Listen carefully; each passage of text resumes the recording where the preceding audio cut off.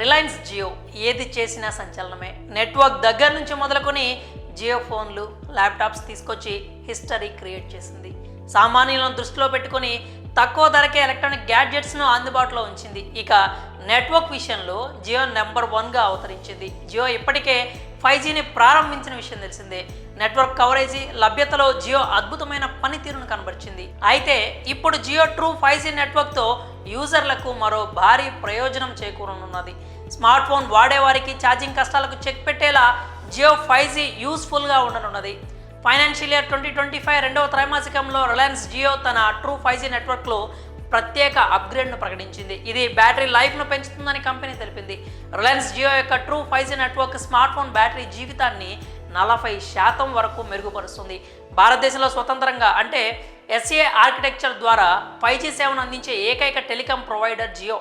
ఈ నెట్వర్క్ యొక్క గిగాబిట్ వేగం ఫోన్ యొక్క విద్యుత్ వినియోగాన్ని తగ్గిస్తుంది. ఇది బ్యాటరీ జీవితాన్ని 20 నుంచి 40% పెంచుతుంది. ఎయిర్టెల్ వంటి భారతదేశంలోని టెలికాం ప్రొవైడర్లు నాన్ స్టాండ్లోన్ యాక్సెస్ విధానాన్ని అనుసరిస్తున్నాయి.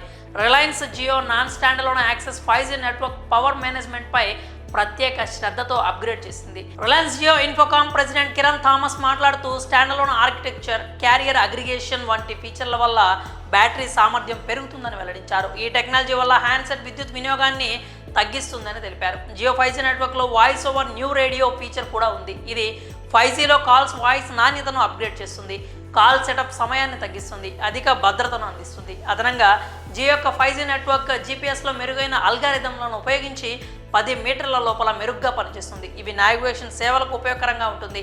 టైమ్ డివిజన్ డూప్లెక్స్ సాంకేతిక సహాయంతో జియో బహుళ స్పెక్ట్రమ్ బ్యాండ్లలో నెట్వర్క్ అందించగలదు. దీని కారణంగా రద్దీ ప్రాంతాల్లో కూడా నెట్వర్క్ నాణ్యవంతంగా ఉంటుంది. ఈ మార్పులతో స్మార్ట్ ఫోన్ బ్యాటరీ లైఫ్ మెరుగుపడుతుందని జియో కంపెనీ వెల్లడించింది.